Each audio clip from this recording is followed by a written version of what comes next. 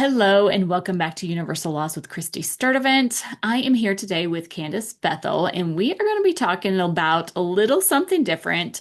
It's not just the law of action, it's kind of a combination of everything that is very timely with what the cosmos was doing last week. So thanks for joining me, Candace. I really appreciate you coming on. Thanks for having me. I'm always happy to be here.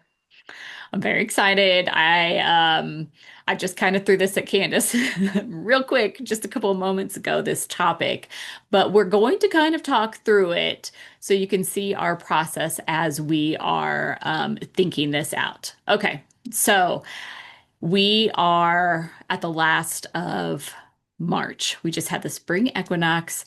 The sun just moved into the sign of Aries. We're over eclipse season. It's been a lot this past month. And then last week, the sun was shining through gate 25, which is all about universal love, which actually synchronistically just so happens to be Candace's incarnation cross, which was very, very fascinating, which is the, what is it? Right ankle cross of love? Huh? Right Okay. cross of the vessel of love. Woo. Now, we were just talking about this because I think one of the reasons that Candace and I kind of connect is because we're kind of salty, if you will. I have had a lot of people in my past tell me, like, oh, you're here for love, Christy. You need to understand love, and it's all about love. And I was just like, ah, gag. I don't want to hear that. I want something deeper. My incarnation cross is the left angle cross of healing. And so I also have gate 25 as my conscious earth. And so we have come together to uncover this concept of universal love and how it pushes us forward in this life through the law of action, through the law of oneness, through the law of cause and effect. Basically, all of the laws, we're kind of combining them right now and talking about how we can be safe in our bodies in order to move forward in a trajectory for our sole purpose in the vibe of love. What are your thoughts on this, Candace? Am I going too far, too deep, too fast? No, you're fine. I do love now, but when I first found out my incarnation cross, I really did hate myself and pretty much everybody around me. I know that sounds awful, but I know there's other people out there that feel the same way. So y'all, it can change. And when I found this out, I was like, oh, damn. All right. And me doing me, I did all the work and it's taken probably a decade.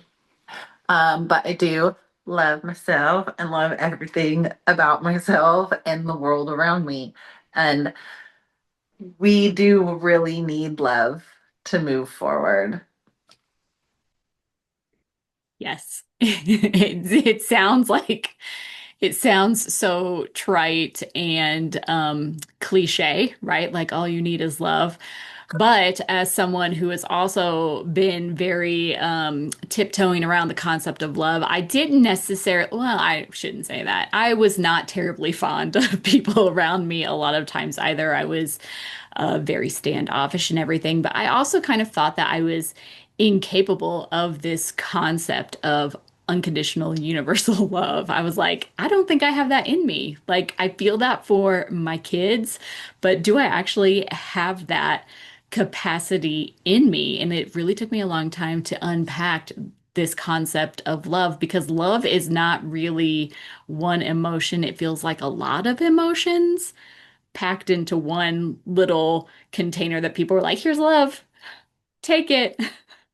Yeah, love is more like holding space for everything. And like I hold this universal love for everything and everyone, knowing that everybody deserves it. Maybe and I actually believe that the people that behave the worst are the ones that deserve it the most because obviously they didn't get what they needed. And that's a whole different concept. Because those people and the rest of us needed to feel safe in our bodies first. Like we needed to have a foundation. We needed to feel rooted somehow, and we didn't. And so, like, for me to be able to love myself, I literally had to be able to feel safe in my body again. And and that's important for everybody. So let's talk about where in our human design body our graph, where do you find safety? Where does it land for you? For in the beginning, safety lands in the root center, at the very, very base, because that's how we are grounded to earth, grounded to basically everything. It's a foundation, right? It's like safety is like a foundational field that just holds us and keeps us calm and clear, ideally. And I also think from there, we have to be open in the heart center. But in the human design, it will matter where your root, even if you have an open root or defined root, it doesn't matter. It will matter what gates and channels are going up to your, whether they go to your emotion, they go to your sacral, or they go to your spleen, where that pressure is going to push up and into the heart. Yes, that is very interesting. Okay, so for me personally, I have a defined root center that connects to my sacral via the 52-9, which is like the channel of concentration that goes straight up into my G center via the 46-25, no, 46-29, right? And so I have this direct path from my root center that pushes my sacral center, but is also connected to my identity. So for me, my momentum really has to come into alignment with who I am as a person. And so that's how my root center shoots up through my human design graph. And so for me, embodiment or that momentum comes from my identity center, but it's not for everyone. It's going to be very dependent on where it is coming from. So where does your root, is it Yeah, defined? yeah, this is so fun for me. I have I have a defined root with pressure into a defined spleen, with all of the spleen centers. I have I can't remember the channel right at the moment that goes into the spleen, but it's like at the channel of transformation. And so I have pressure to transform into all this fear. And I go immediately into fear if I'm not in alignment. If I'm in alignment, I can like breathe and it goes into intuition right into my heart. But man, it was really hard before I understood that defined spleen causes fear and pushes it into my heart. So, Hmm. and it might even go into my sacral first and then up into my heart.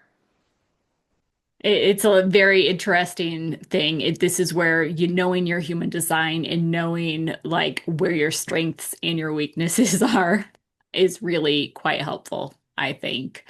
So if you don't have your human design chart handy or you need to have a reading, contact Candace. I'll have her link to her email below. Shoot her a message, and she will be great at giving you a reading because it's very important to be embodied in order to take action in the right direction. Otherwise, you're just taking in everyone else's energies and you're going like one of those little energizer bunnies that's constantly shifting direction.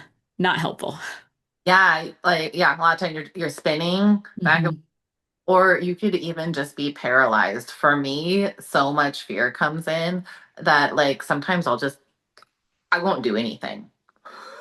I don't have somebody like being like, "Hey, what are you doing?" Yes, yes. It's very scary. The Yeah, spleen is like, intense.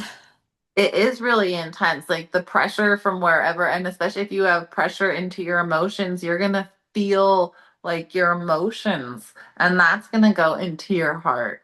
And so it is very helpful to know. Yes, absolutely.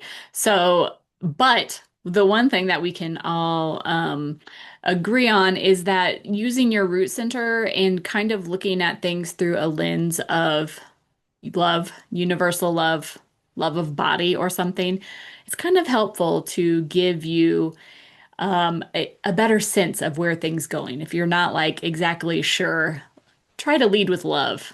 Also sounds very cheesy and cliche, but it's really true in this sense because love is the way to the next level.